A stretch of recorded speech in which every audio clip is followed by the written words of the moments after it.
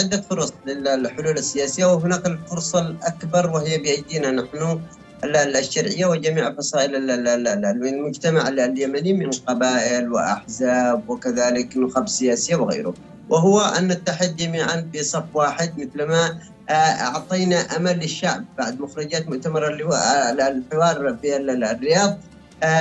كانت هناك بارقة أمل للشعب اليمني بتوحد كل المكونات، وكان المطلب الرئيسي لكل اليمنيين هو توحد كل المكونات السياسية. بالفعل توحدت، لكن كنا نريد أن تترجم على الأرض وكواقع على الأرض، وهذا ما نأمل به، وللآن لا زال الشعب ينتظر ذلك. لا أمل مع الحوثي عدو للجميع. لماذا لا تتحدثت عن القوى السياسية وتوحدها وكيف أنه كفيل بردع هذه الميليشيات؟ لماذا لا تتوحد هذه القوى السياسية؟ ما هي العوائق التي قد تشكل حجر عثرة أمام هذه القوى السياسية لتتوحد؟ وما هي أيضا الوسائل التي تساعدها على أن تتوحد مستقبلا، خصوصا بعد 8 أعوام من الحرب؟ جميل جدا. الأيادي الحوثي والهاشمية السياسية لها أيادي في كل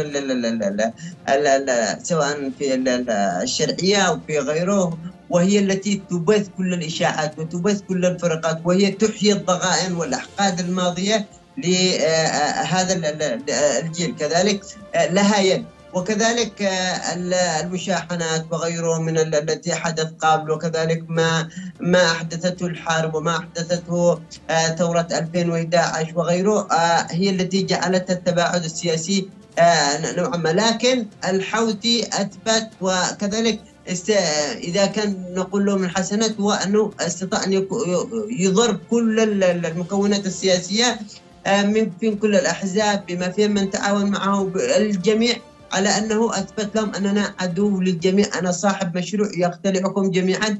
فكأنه لسان حال يقول هل ستتوحدوا؟ هكذا هي الحصيلة.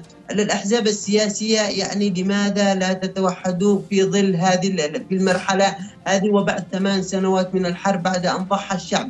إذا كنتم تريدوا الوحدة انظروا إلى مقبرة مأرب، إلى مقبرة تعز، إلى مقابر الشهداء، فيها من جميع أطياف الشعب اليمني، فيها من كل المحافظات اليمنية يدافعون عن المشروع الوطني، يدافعون عن الجمهورية.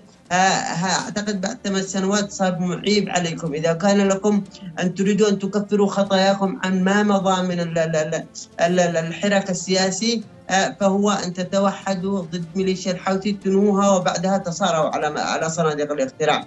هذا هو الحل الأمثل في اليمن. من يبث الشحنة والفرقة وكذلك الضغينة ويحيي أحقاد الماضي هي ميليشيا الحوثي وإعلامها والأيادي الإيرانية، وكذلك إعلام حزب الله الذي تدربوا في لبنان، هم الذي يستطيعوا أن يفرقوا مثل ما دخلوا عمران، مثل ما دخلوا صنعاء، مثل ما استطاعوا الذهاب إلى عدن بكل وسائلهم الإعلامية. أننا نريد فقط الطريق الأسود والخط الأسود وغيره. يستطيعوا الآن أن يبثوا الشحنة والفرقة وغيره. نعم. وإلا الجمهورية والوطن للجميع.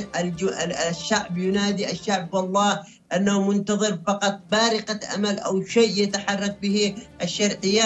من هم في مناطق سيطرة الحوثي منتظرين للشرعية ومنتظرين للدولة ومنتظرين للجيش الوطني أكثر من الذي هم في مناطق سيطرة. في هذه الجزئية